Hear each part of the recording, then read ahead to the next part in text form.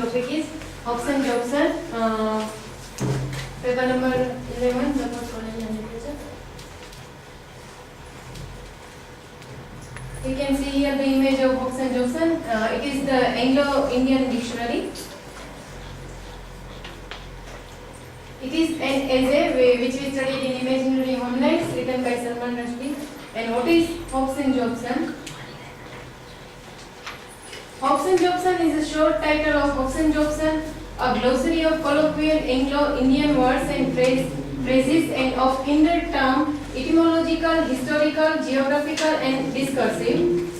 Means it is the Anglo-Indian dictionary which had words which represent the intermingling of the English and the Indian language. A historical dictionary of Anglo-Indian words and terms from Indian language which came into use during British rule of India.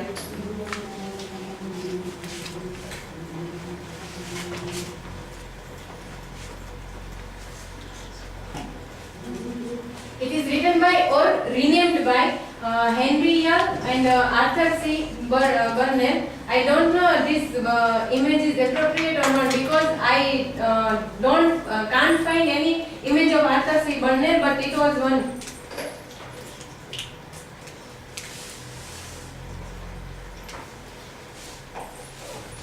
It was first published in 1886. Burnell had died before the work was finished. A subsequent edition was edited by William Brooke in 1993 with extra quotations and index was added. These two, Henry Yale and Arthur C. Burnell, they worked on this, but Burnell had died before this work was finished. The dictionary holds over 2,000 entries, generally with citations from literary sources, many of which date to the first European contact with the Indian subcontinent, frequently in other non-English European languages.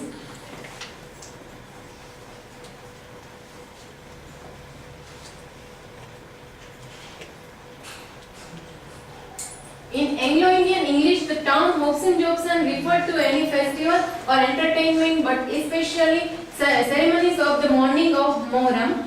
In origin, the term is a corruption by British soldier of Ya Hassan, Ya Hussein, which is repeatedly cried by Shia Muslim as they beat their chest throughout the processions of the Muharram. We can see this process in Muharram.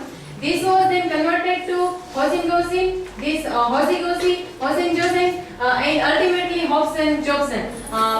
We heard about the Humpty Shumpty Ki Dulhania. It's like Yale and Burnell were looking for a catchy title for the dictionary, and decided upon this time it was a typical and delightful example of the type of highly domesticated word in the dictionary, and at the same time conveyed a valid intimations of dual authorship.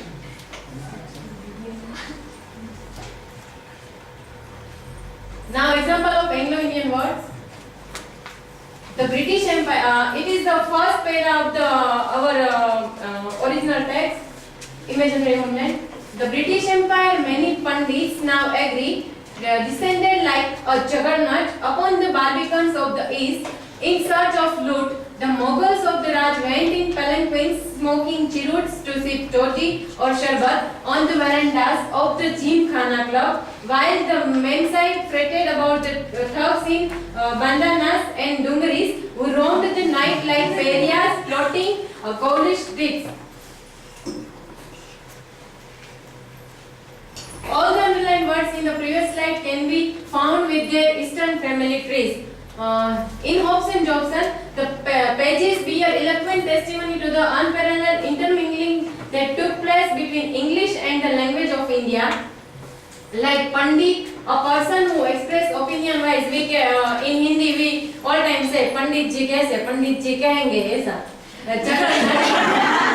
A large truck spawns of Lord Krishna. Jagannath, we know the word Jagannath when the Rath Yatra came. Loot means stolen things. આપણે ગુજરાતીમાં કહે લૂંટફાટ થઈ ગઈ. Then Mughals, an important or powerful person, and cheroot, a kind of cigar.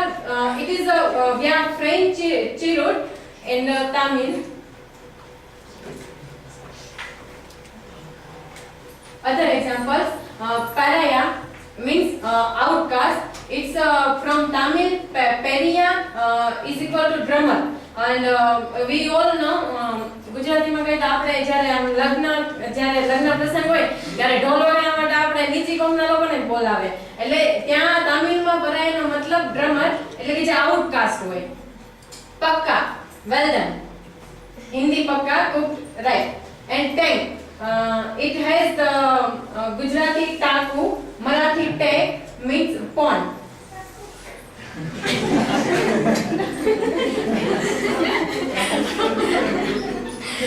Chirut, a kind of cigar. We are French chirut, Tamil kuruttu means roll of tobacco. And here we can see the toddy, palm tree step. In Gujarati we say Nero. And it is a palanquin means palki. We have Portuguese palanquin. Sanskrit palyanka means bed or litter.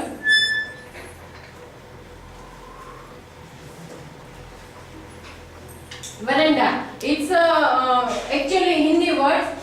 Portuguese veranda means railing or balcony. We can see the picture. And shampoo. ગુજરાતીમાં કહીએ ને આપણે એમ કહીએ જ્યારે માથું ધોય એમ કે મેં તો માથું ધોયું છે. હકીકતમાં માથું ન ધોયું હોય, વાળ ધોયા હોય. પણ આપણે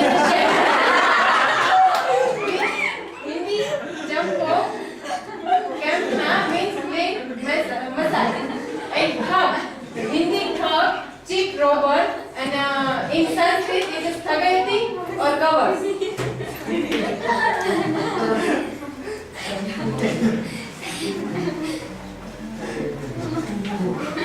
Hobson Jobson is almost to regret the passing of the intimate connection that made this linguistic category. Category itself also pronounced in Hindi khichdi.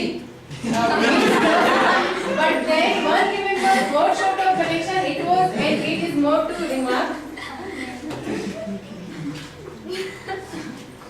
Remark is, Ray Butler once said to Scarlett O'Hara, frankly, my dear, I don't give a small copper coin weighing on tola, 8 mashas and 7 suits being the 14th part of rupee, or put it more consciously, a dam.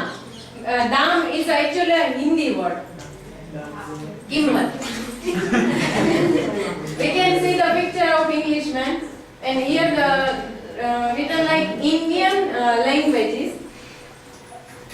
And Devarshi sir also gave us the example of Om Shanti Om's dialogue, Ek Chutki Sindur.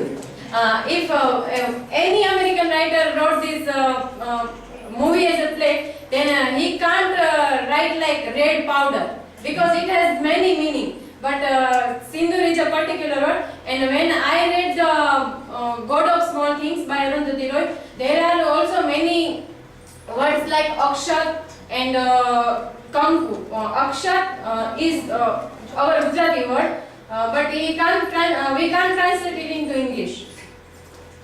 So it was from my side. Thank you.